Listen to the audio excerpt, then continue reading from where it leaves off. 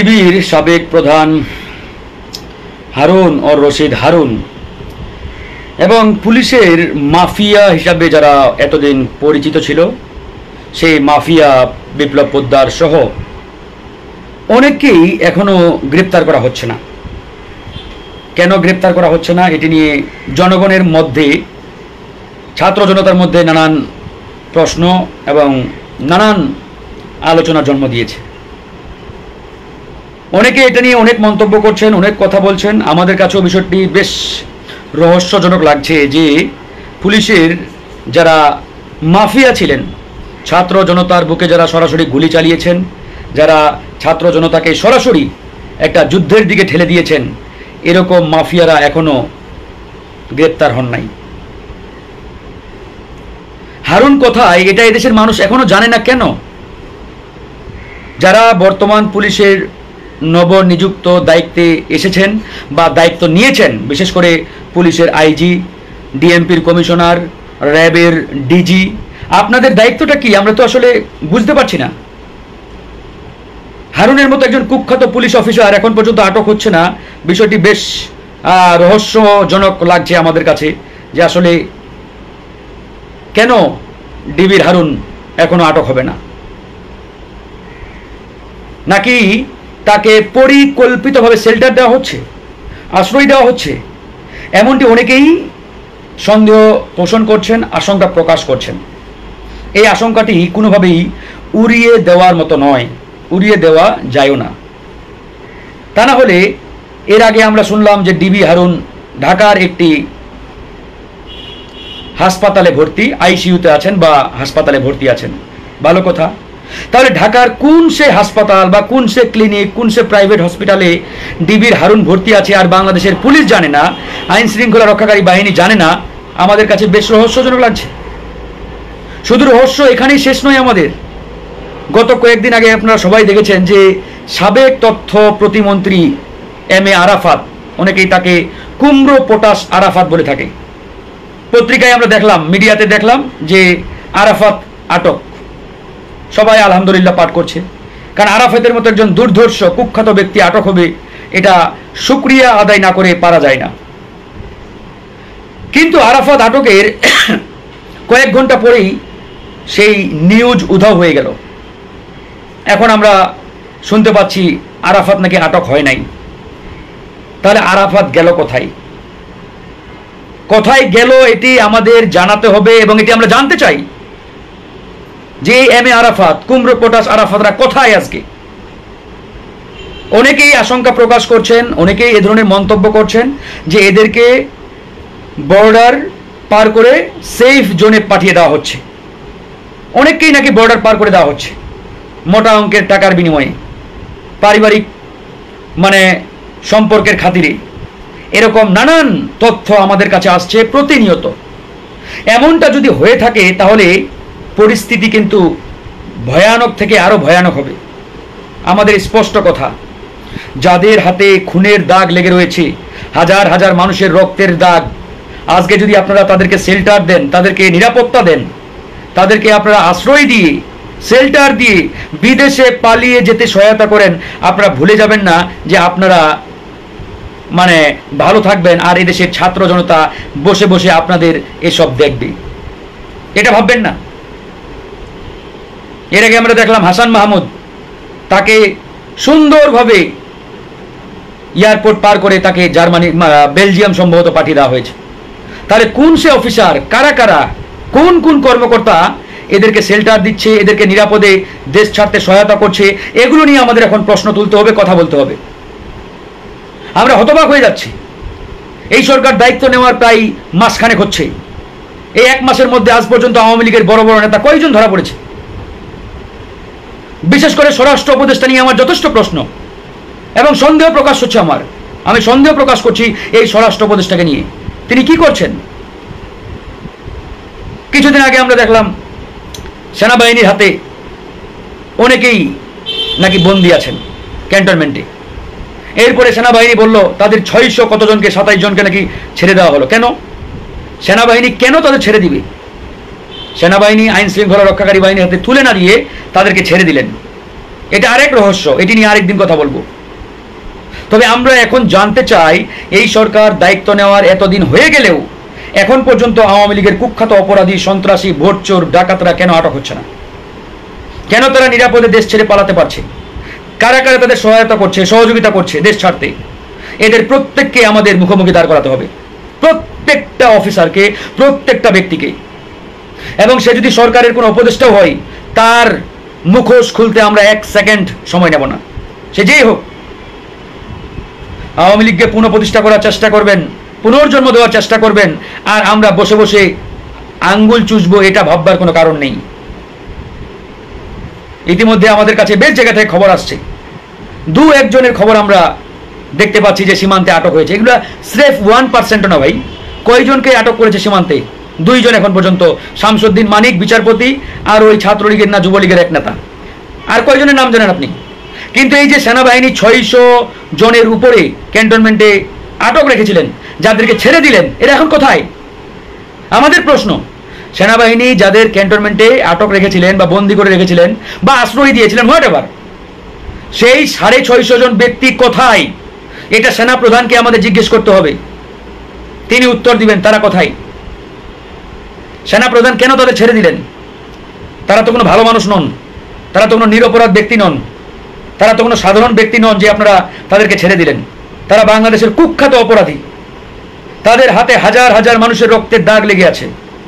তাহলে এরকম ব্যক্তিদের সেনাবাহিনী কেন ছেড়ে দিল? উদ্দেশ্যটা কি? তারা এখন কোথায়? কেন পুলিশ তাদের গ্রেপ্তার করতে পারছে না? এগুলো আমাদের জানতে হবে, পরিষ্কারভাবে আমাদের উত্তর আমরা চাই। এই স্বরাষ্ট্র উপদেষ্টা এখন যিনি আছেন, লেফটেন্যান্ট জেনারেল সাহেব, তিনি যদি দায়িত্ব পালন করতে ব্যর্থ হন, আমি বলবো আপনি ইস্তফা দেন, পদত্যাগ করেন। ওই চেয়ারে বসে শুধু ওই দিনে একবার প্রেস ব্রিফিং করবেন, এই জন্য ওই চেয়ারে আপনাকে বসানো হয় নাই। আপনাকে ওই চেয়ারে বসানো হয়েছে যাতে আপনি 48 ঘন্টার মধ্যে সবগুলো কুখ্যাত অপরাধীকে আটক করতে পারেন। আটক করেন, তা না করে আমরা উল্টোটা দেখছি। তিনি ওই মাঝে মাঝে মিডিয়াতে এসে 2-4টা বক্তব্য দিয়েই তার দায়িত্ব খালাস। ভাই, এভাবে চলতে পারে না। দায়িত্ব নেওয়ার এতদিন হয়ে গেল, কয়দিন আপনি আজকে দেখেন, আজকে 1 তারিখ, তারা দায়িত্ব নিয়েছে 7 তারিখে। 1 মাসের কাছাকাছি হয়ে গেল প্রায়। এই 1 মাসের কাছাকাছি হওয়ার পরেও আজ পর্যন্ত কয়জন অপরাধী আটক হয়েছে? কয়জন আওয়ামী লীগের মন্ত্রী আটক করছে?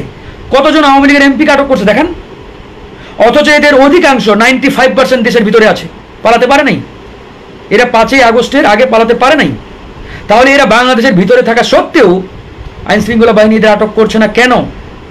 তাদের যদি দুর্বলতা থেকে থাকে তারা জনগণকে জানাক। ছাত্র জনতা রেডি আছে সহায়তা করার জন্য। আমরা তো মরে যাই নাই, ঘুমিয়ে পড়ি নাই, আমরা এখনো রাজপথে আছি। আপনারা বলেন, আনসার বাহিনী লম্ফজম্প শুরু করেছিল, আমাদের 7 মিনিট লেগেছে তাদের শায়েস্তা করতে। আপনারা বলেন, যদি সহায়তা প্রয়োজন হয়, সহযোগিতার প্রয়োজন হয়, আমরা আইন নিজের হাতে তুলে নিতে চাই না। কিন্তু দেশ ও জাতির স্বার্থে আপনারা যদি আমাদের সহযোগিতা করতে বলেন, আমরা সহযোগিতা করতে প্রস্তুত আছি। ছাত্র জনতা সহযোগিতা করতে প্রস্তুত আছে, কিন্তু আপনাদের বলতে হবে। কিন্তু আমরা এটা মেনে নিতে পারছি না, কোনোভাবেই আমরা মানতে পারছি না। আজকে রীতিমতো আমি হতবাক। স্বরাষ্ট্র উপদেষ্টার ভূমিকা নিয়েও আমি রীতিমতো হতবাক যে স্বরাষ্ট্র উপদেষ্টা আসলে করছেনটা কি, তার দায়িত্বটা কি। ভাই, আমার কথাগুলো তিতো হতে পারে, আপনারা বলেন আমাকে, স্বরাষ্ট্র উপদেষ্টা তার কাজটা কি? তিনি আজ পর্যন্ত কয়জন এমপি মন্ত্রীকে গ্রেপ্তার দেখিয়েছেন, করতে পেরেছেন? এই কাজ তো তার।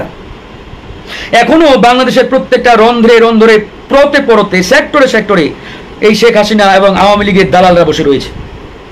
তাদের কেন হটানো হচ্ছে না? কেন তাদেরকে দায়িত্ব থেকে অব্যাহতি দেওয়া হচ্ছে না? কেন তাদের বহিষ্কার করা হচ্ছে না? এই প্রশ্নটি আমাদের সবার সামনে আজকে চলে আসছে। আমরা রীতিমতো আজকে হতবাক। কথাগুলো তিতো হতে পারে, খারাপ লাগতে পারে, কিন্তু ভাই কথাগুলো বাস্তব, এটাই বাস্তবতা। আপনি নিজেকে জিজ্ঞেস করেন যে এখন পর্যন্ত কতজন অপরাধী আটক হয়েছে, এখন পর্যন্ত কয়টা পদে রদবদল করা হয়েছে। এখনো উপরে আপার লেভেলের অসংখ্য পদে ভারতীয় দালালরা বসা রয়েছে, খুনি হাসিনার দোসররা বসা রয়েছে।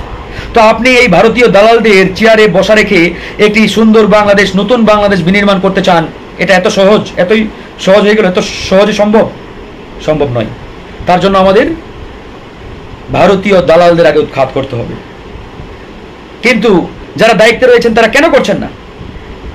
আমরা বলেছি, পুলিশ বাহিনী যদি তাদের সক্ষমতা কম থাকে, দুর্বলতা থাকে, 2 মাসের ট্রেনিং দিয়ে আমাদের এই বিপ্লবী ছাত্র জনতাকে পুলিশে নিয়োগ দেন। 2 মাস, আমি চ্যালেঞ্জ দিয়ে বলছি, অনলি 2 মাসের মধ্যে তারা ভালোভাবেই চালাতে পারবে ইনশাআল্লাহ।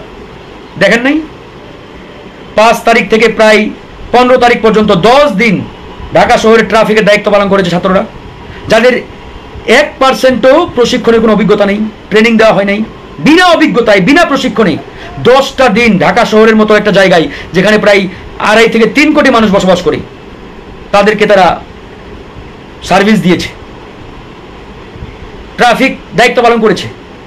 হ্যাঁ, একটু সমস্যা হয়েছে, কিন্তু তারা তো ভালোভাবেই দায়িত্বটা পালন করেছে বিনা ট্রেনিংয়ে। আর কি চান এর থেকে? সেই জায়গায় আমি বলতে পারি, আপনারা যদি 2 মাসের ট্রেনিং দিয়ে আমাদের এই ছাত্র জনতাকেই পুলিশের দায়িত্ব দেন, আমি চ্যালেঞ্জ দিয়ে বলতে পারি আল্লাহর রহমতে তারা ভালোভাবে চালাতে পারবে। ওই খুনি হাসিনার দোসরদের জন্য অপেক্ষা করার প্রয়োজন নেই, কোনো দরকার নেই ভাই। যারা দায়িত্ব পালন করবে না, অব্যাহতি দিয়ে দেন, বহিষ্কার করে দেন, চাকরি থেকে নোট করে দেন। এখন আমাদের দেশপ্রেমিক অফিসারদের এসব জায়গায় ঢুকাতে হবে, দেশপ্রেমিক অফিসারদের জায়গা দিতে হবে। তা না হলে আমাদের সামনে কিন্তু ভয়াবহ বিপদ, আমি আবারও বলছি, ভয়াবহ বিপদ অপেক্ষা করছে। আমি অত্যন্ত ব্যথিত, একই সাথে আতঙ্কিত যে ডিবির হারুন এখন আটক হচ্ছে না, বিপ্লব পোদ্দাররা এখন আটক হচ্ছে না। এবং এই ডিবি হারুন আটক না হওয়ার কারণে তার যে সন্তান যারা পুলিশে নিয়োগ পেয়েছেন তার রেফারেন্সে বিনা যোগ্যতায়, তারা কিন্তু এখন বহাল তবিয়তে বিভিন্ন থানার ওসির দায়িত্বে আছেন, অনেক আমরা জানি। এবং তিনি সাবেক প্রেসিডেন্ট আব্দুল হামিদের ঘনিষ্ঠজন ছিলেন, এবং সেই আব্দুল হামিদের কাছে সুপারিশ করে কত পুলিশের অফিসারকে ঢুকিয়েছে তার কোনো হিসাব নেই। এই ফাইলগুলো আমাদের সামনে আসতে হবে। এই কথাগুলো অনেকেই বলছে না, কিন্তু আমরা বলছি অসংখ্য পুলিশ অফিসার ঢুকিয়েছে এই হারুন, সাবেক প্রেসিডেন্ট আব্দুল হামিদের সুপারিশে বা তাকে কাজে লাগিয়ে, এক এলাকার মানুষ। এবং আমরা জানি যে ডিবির হারুন প্রেসিডেন্টের খুব ঘনিষ্ঠ ছিলেন, এই অপকর্মগুলো তারা করেছেন। তো এই হারুনের সন্তান যারা, রুহানি সন্তান, পুলিশের বিভিন্ন থানার দায়িত্বে আছেন, তারা এখনো বহাল তবিয়তে, তাদেরকে এখনো বহিষ্কার করা হয় নাই, পদ থেকে সরানো হয় নাই। তো এটা নিয়ে আমরা বেশ আতঙ্কিত ভাই, ভালোই আতঙ্কিত। যে যাই বলেন, এদেরকে গ্রেপ্তার না করা পর্যন্ত, এদেরকে চাকরি থেকে অব্যাহতি না দেওয়া পর্যন্ত যদি আমরা আনন্দের ঢেকুর তুলি, তাহলে কিন্তু আমাদের সামনে বিপদ খুব তাড়াতাড়ি অপেক্ষা করছে, খুব তাড়াতাড়ি। আর এই সরকারের এই উপদেষ্টাদের কাজ, দায়িত্ব নিয়েও আমি যথেষ্ট সন্দিহান। তারা দায়িত্বটা পালন করছেন কি? তাদের মূল দায়িত্ব প্রথমেই ক্ষমতার চেয়ারে বসে সারা বাংলাদেশে নির্দেশ দেওয়া দরকার ছিল আইন শৃঙ্খলা রক্ষার্থে ছাত্র জনতাকে পাশে নিয়ে প্রত্যেকটা অপরাধীকে গ্রেপ্তার করা 24 ঘন্টার মধ্যে। এই জায়গায় কোনো ছাড় দেওয়ার সুযোগ নেই। আপনারা যদি মনে করেন এই জায়গায় আপনারা ধীরে সুস্থে আগাবেন, আস্তে আস্তে আগাবেন, তাহলে এই পরাজিত শক্তি তারা কিন্তু আস্তে আস্তে শক্তি সঞ্চয় করে যে কোনো সময় আপনার আমার উপরেই জুলুম চালাবে, নির্যাতন চালাবে, 100% চালাবে। লিখে রাখেন।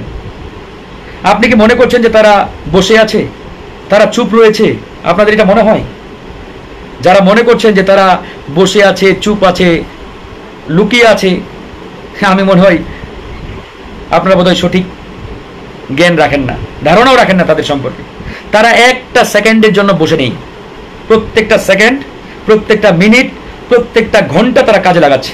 এবং ভারতীয় পরিকল্পনায় একটু সুযোগ পেলেই তারা দেখবেন বাংলাদেশকে একবারে উল্টিয়ে দিবে, একটু যদি সুযোগ পাই।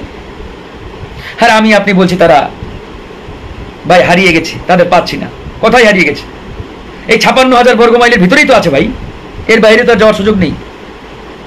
তাহলে এই 56,000 বর্গ কিলোমিটারের ভিতরে আপনি তাদের কেন খুঁজে বের করতে পারছেন না? আপনার দুর্বলতা কোথায়? আমরা খালি শুনতেছি যৌথ বাহিনীর অভিযান, যৌথ বাহিনীর অভিযান, বাট এখন পর্যন্ত তার আলামত দেখতে পাচ্ছি না। অনতিবিলম্বে যৌথ বাহিনীর অভিযান চালু করা দরকার, নাহলে এই ঘাপটি মেরে বসে থাকা শকুনেরা আমাকে আপনাকে এই দেশকে বিপদে ফেলতে সময় নেবে না, যে কোনো সময় বিপদে ফেলে দিবে। আমি অত্যন্ত আতঙ্কিত। প্রিয় দর্শক শ্রোতা, ইতিমধ্যে ভারত ডক্টর ইউনূসের প্রস্তাব বিবেচনা করবে এমনটাই জানিয়েছে নয়াদিল্লি। বাংলাদেশের অন্তর্বর্তী সরকারের প্রধান উপদেষ্টা ডক্টর মোহাম্মদ ইউনূস বন্যা রোধে তার দেশ ভারতের মধ্যে নতুন ব্যবস্থাপনা গঠন বিষয় যে প্রস্তাব দিয়েছেন, ভারত তা বিবেচনা করবে। পররাষ্ট্র মন্ত্রণালয়ের মুখপাত্র রণধীর জয়সওয়াল গতকাল সংবাদ সম্মেলনে কথা বলেন।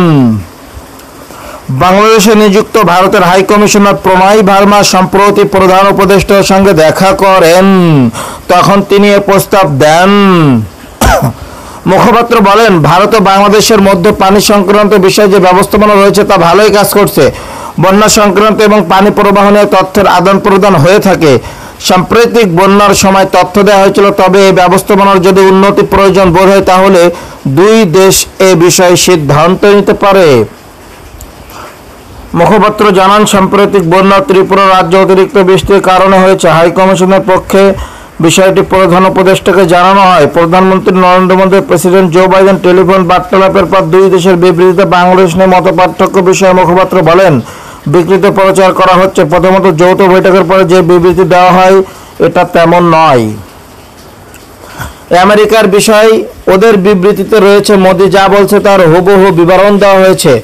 ভারতের বিবৃতি 100% সত্য। সাবেক প্রধানমন্ত্রী শেখ হাসিনাকে প্রত্যর্পণের কোনো অনুরোধ এসেছে কিনা জানতে চাইলে মুখপাত্র বলেন, উনি স্বল্প নোটিশে এসেছেন, নিরাপত্তার কারণে তাকে আশ্রয় দেওয়া হয়েছে, এর বেশি কোনো মন্তব্য করা যাবে না। ভারতের হাইকমিশন থেকে ভিসা দেওয়ার বিষয়ে মুখপাত্র বলেন, চিকিৎসার জন্য নিয়ন্ত্রিত ভিসা দেওয়া হচ্ছে, পরিস্থিতি স্বাভাবিক হলে নিয়ন্ত্রিত ভিসা দেওয়া হচ্ছে, পরিস্থিতি স্বাভাবিক হলে নিয়মিত ভিসা দেওয়া হবে।